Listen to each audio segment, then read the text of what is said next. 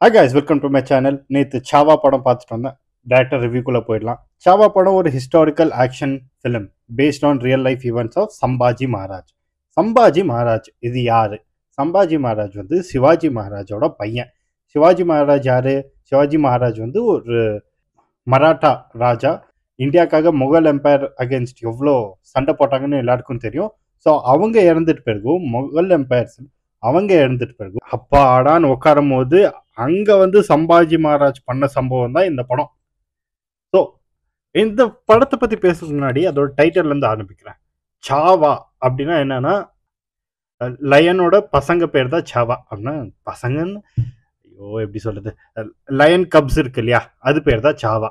So Sivaji மகாராஜை யூஸ்வலாக எப்படி portray பண்ணுவாங்கன்னா, சிவாஜி மகாராஜோட ஒரு சிங்கம் அப்படின்னு போர்ட்ரே பண்ணுவாங்க. ஸோ சிங்கத்தோட பையன் சாவா, அதான் இந்த டைட்டில் குறிப்பிடுது. ஓகே, இப்போ படத்தை பத்தி பேசலாம். படம் சொன்ன மாதிரி சம்பாஜி மகாராஜோட ரியல் லைஃப் ஸ்டோரி. இன்னும் கொஞ்சம் ஆக்ஷன் ஃபீல்டா, இன்னும் கொஞ்சம் ஹீரோயிக்கா போர்ட்ரே பண்ணா எப்படி இருக்கும், அதுதான் இந்த படம். பேசிக்கா இதான் இந்த படம்.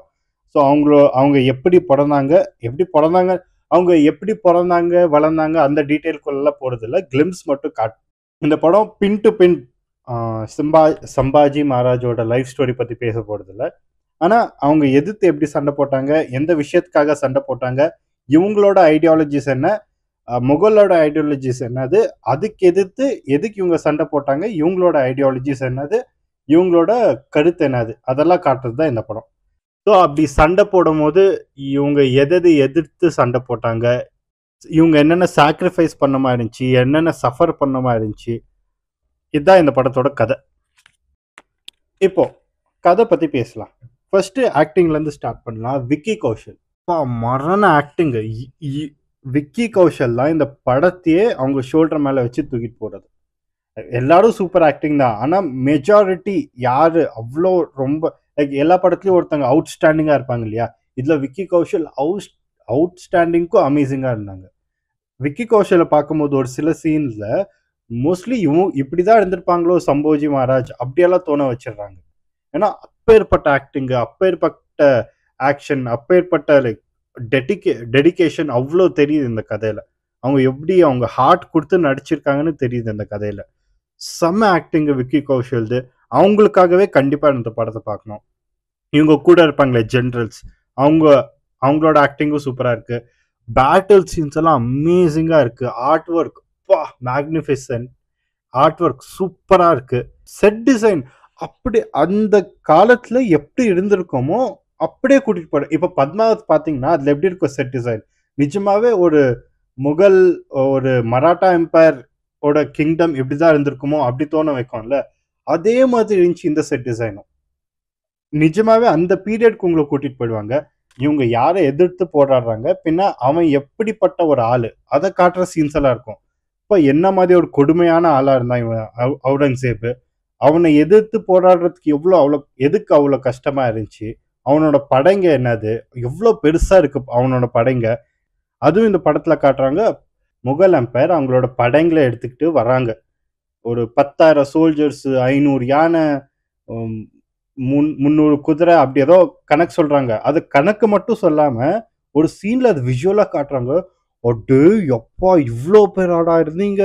அது மட்டும் இல்லாம அவங்க வைக்கிற அந்த டாக்டிக்ஸ், பிட்ரையல் மெத்தட்ஸ், அவங்க எப்படி ரூத்லெஸ்ஸா இருக்காங்க, எந்த விஷயத்துக்கு என்ன மாதிரி ஆக்ஷன் எடுக்கிறாங்க, அவங்களோட ரூத்லெஸ்னஸை காட்டுறதுக்காக ஒரு சீனு. அதுவும் சூப்பரா. அதுவும் எப்பா ஓகே இதுக்கு தான் நாங்க இவ்வளோ போராடுறோமா, இதுக்கு தான் சிவாஜி மகாராஜ் பின்ன சம்பாஜி மகாராஜ் இவ்வளோ போராடினாங்களா, அதெல்லாம்.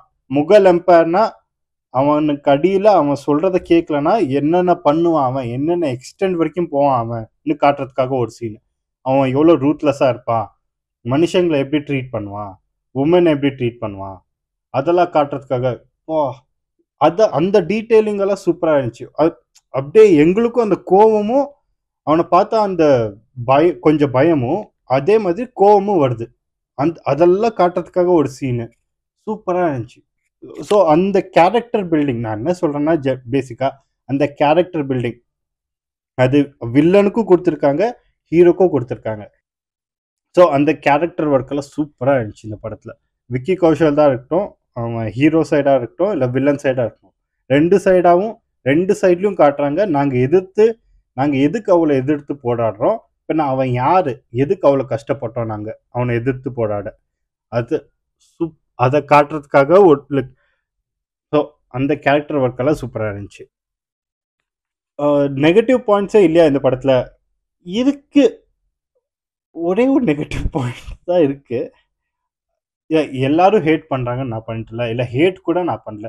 உண்மை என்னன்னா, ராஷ்மிகா மந்தனம் அந்த ரோலுக்கு சூட் ஆகல. ராஷ்மிகா வந்து இந்த படத்துல சாவாஜி மகாராஜோட ஒய்ஃப், அவங்களோட ரோல் இவங்க ப்ளே பண்றாங்க. ஆனா அந்த வெயிட் இல்லை அந்த பர்ஃபார்மன்ஸ்ல.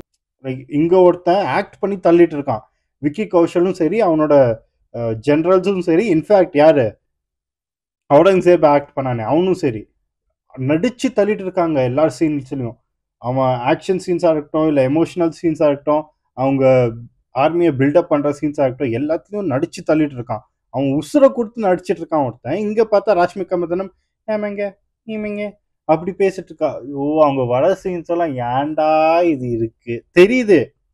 அந்த ஹீரோ அவனோட ஒய்ஃபை அந்த ஒரு ஹஸ்பண்ட் அண்ட் ஒய்ஃப்குள்ள இருக்க லவ் அது காட்டுறதுக்காகவும், பின்ன அவங்க ஒரு என்னதான் ஒரு தேவையான யுத்தமா இருந்தாலும் சரி, அவங்களோட குடும்பம் எப்படி அஃபெக்ட் ஆகுது, இது வந்து எவ்வளோ அவங்களோட குடும்பத்தை அஃபெக்ட் பண்ணுது, அதுக்கப்புறம் அவங்க ஒய்ஃப் எப்படி அஃபெக்ட் பண்ணுது, பின்ன அவங்களுக்குள்ள இருக்க ரொமான்ஸ் காட்டினாதான் அவங்களுக்கும் கொஞ்சம் பர்சனல் கனெக்ட் கிடைக்கும், அந்த கேரக்டரோட டச் கிடைக்கும்னு வச்சிருக்காங்க. ஆனால் சூட் ஆகல. எதுக்கும் ராஷ்மிகா மந்தனம் இந்த ரோலில் சூட் ஆகல. வேற ரோலில் சூட் ஆகிறாங்களா இல்லையா அதை பற்றி எனக்கு தேவையே இல்லை. இந்த படத்தில் இந்த ரோலுக்கு ராஷ்மிகா மந்தனம் சூட் ஆகல. அவங்க வர சீன்ஸ் எல்லாம் தேவையில்லையே, இதெல்லாம் எடுத்துடலாமே, வேற சீன்ஸ் வைக்கலாமே, அப்படிதான் இருந்துச்சு. இன்ஃபேக்ட் ஸ்க்ரீன் பிளே கொஞ்சம் ரொம்ப ஜம்பியாக இருக்கு. அவங்க என்னன்னா, சாம்பாஜி மகாராஜ் அவங்க முகல் எம்பையர்ஸை எதிர்த்து போராடுற போது எவ்வளோ சீன்ஸ் இருக்கும், எவ்வளோ கதைங்க இருக்கும் அதுக்குள்ள. அவங்க ஆரம்பிச்சு முடிக்கிற வரைக்கும் எவ்வளோ கதைங்க இருக்கும். ஸோ அந்த கதையெல்லாம் சொல்லணும்னு ஸ்க்ரீன் பிளேயில் இவங்க என்ன பண்ணியிருக்காங்க, எவ்வளோ ஜம்ப் பாயிண்ட்ஸ் இருக்கு. ஒரு சில சீன்ஸ் ஒரு இடத்துல சண்டை போட்டுருப்பாங்க, அடுத்த சீனை அவங்க கிங்டம்ல செலிப்ரேட் பண்ணுவாங்க, திரும்ப அடுத்த சீனை இன்னொரு இடத்துல சண்டை போட போவாங்க. எதுக்கு இவ்வளோ ஜம்பியாக இருக்கு? அதுக்கு பதிலாக ஒரு கோர்வையாக கொண்டு போகலாம்ல கதையை. கோர்வையாக கொண்டு போனோம்னா யார் சீன்ஸ் கட் பண்ணோன்னா எனக்கு ஃபர்ஸ்ட் தோன்றது, ராஷ்மிகாவோட சீன்ஸ் கட் பண்ணிட்டீங்கன்னா அதெல்லாம் கோர்வையாக போயிடுவாங்க, அவ்வளோ ஸ்க்ரீன் ஸ்பேஸும் கிடைக்கும். நீங்கள் அட்லீஸ்ட் அங்கே இன்னும் வேற கேரக்டர்லாம் டெவலப் பண்ணலாம். அந்த கேரக்டருக்கு ஏதாவது ஆகும்போது, ஏன்னா ராஷ்மிகா மந்தனம் அங்கே சண்டை போட போடுறதில்ல, வேற கேரக்டர்லாம் சண்டை போட போகிறாங்க. ஸோ நீங்கள் அவங்கள பற்றி இன்னும் டெவலப் பண்ணிங்கன்னா நாங்கள் இன்னும் அவங்கள ரூட் பண்ணுவோம். அப்படி தான் எனக்கு தோணுச்சு. இது என்னோட ஒப்பீனியன். ஜென்ரலாகவும் இதுதான் மற்றவங்களோட ஒப்பீனியனாக இருந்துச்சு. ராஷ்மிகா மந்தனம் அவ்வளோ சூட் ஆகல இந்த ரோலுக்கு. அவங்க அந்த ஆக்டிங்கும் சரி, அந்த ஸ்லாங்கும் அவங்களுக்கு வரல, அவங்க பேசுகிற வார்த்தைங்களும் அவங்களோ இம்பேக்ட் ஆகல, அந்த நடிப்பில் அந்த லுக்ஸும் அவங்களுக்கு இருந்தில்ல. ஸோ இந்த ரோலுக்கு ராஷ்மிகா மந்தனம் சூட் ஆகல. அப்புறம் ஸ்க்ரீன் பிளே நான் சொன்ன மாதிரி ரொம்ப ஜம்பியாக இருந்துச்சு. அப்புறம் ஓகே, ஃபைனல் பார்ட்டுக்கு வந்துடுறேன். ஹைலி பாசிட்டிவ், ரொம்ப நல்லா இருக்கு படம். போய் பார்க்கணுன்னா கண்டிப்பாக போய் பாருங்கள். ரியல் லைஃப் ஹிஸ்டாரிக்கல் மூவினால என்னை பொறுத்த வரைக்கும் எல்லாரும் இந்த படத்தை பார்க்கணும் தான் எனக்கு ஆசை. ஆனால் ஒரே ஒரு விஷயம், போய் பார்க்கணுன்னு முடிவு எடுத்திங்கன்னா ஒன்று மட்டும் ஞாபகம் வச்சுக்கோங்க, இதில் கொஞ்சம் கோட் ஜாஸ்தி இருக்குது. அப்படின்னா ரத்தம், அப்புறம் வெட்டுறது, அதெல்லாம் ஜாஸ்தி இருக்குது. பசங்களை கூட்டிகிட்டு போகிறதுனா யோசிச்சுட்டு கூட்டிகிட்டு போங்க. ஆனால் மற்றபடி இது எல்லாரும் பார்க்க வேண்டிய படம். அண்ட் அப்படி படத்தை பார்க்க முடியலனாலும் அட்லீஸ்ட் ஒரு யூடியூப் வீடியோ ஆச்சு பாருங்கள், இல்லை ஏதாவது ஆர்டிக்கல் படிங்க, இவங்க என்னென்ன பண்ணாங்க, எப்படி எதிர்த்து போராடினாங்க, என்ன ஆச்சு இவங்களுக்கு அப்புறமா. ஸோ அதெல்லாம் படிச்சிங்கனாலே உங்களுக்கு தெரிஞ்சிடும் அப்போ எவ்வளோ கஷ்டப்பட்டாங்கன்னு. எனிவே, தேங்க்ஸ் ஃபார் வாட்சிங் திஸ் வீடியோ. அடுத்த வீடியோவில் பார்க்குறவங்கள பை.